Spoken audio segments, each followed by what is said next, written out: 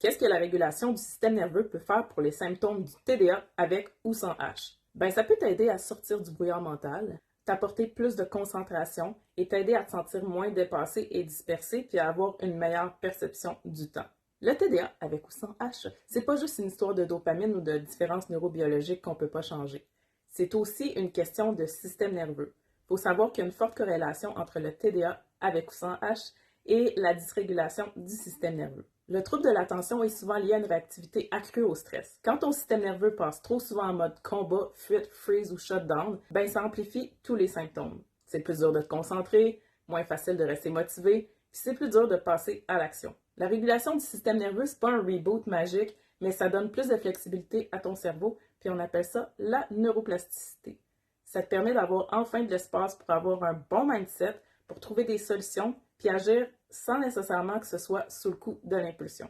Quand on prend la peine de réguler son système nerveux en passant par le somatique, donc par le corps, on se redonne de la capacité, de l'espace pour consacrer plus de temps à ce qui nous nourrit vraiment, au lieu de gaspiller notre énergie à rester coincé en mode défense ou survie, parce que oui, ça tire vraiment du jus. Déficit d'attention ou pas, si ton système nerveux est en chaos, ça va toujours être compliqué de rester focus. Ça vaut la peine d'aller te réguler et de remettre une perception de sécurité d'abord dans ton corps, puis ensuite, ben, ton cerveau, ben, il va suivre. Et pourquoi?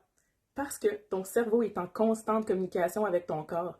Quand ton système nerveux perçoit une menace, même subtile, même juste une perception, ben, il met tes ressources en priorité sur la survie plutôt que sur la concentration ou la motivation. Ton cerveau prend les signaux de ton corps pour décider s'il doit être en mode focus et action ou en mode stress et survie.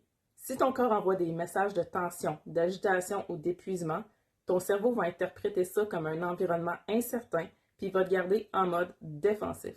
Et le résultat, c'est plus de distraction, plus d'impulsivité et moins de clarté mentale. Mais si tu crées un état de sécurité physiologique avec la respiration, le mouvement, la stimulation du nerf vague, ton cerveau comprend qu'il peut relâcher l'alerte et consacrer son énergie à ce qui compte vraiment. Si tu veux des stratégies concrètes, dis-moi en commentaire ce qui te challenge le plus en ce moment avec ton trouble de déficit de l'attention avec ou sans H et je t'envoie un super bon outil.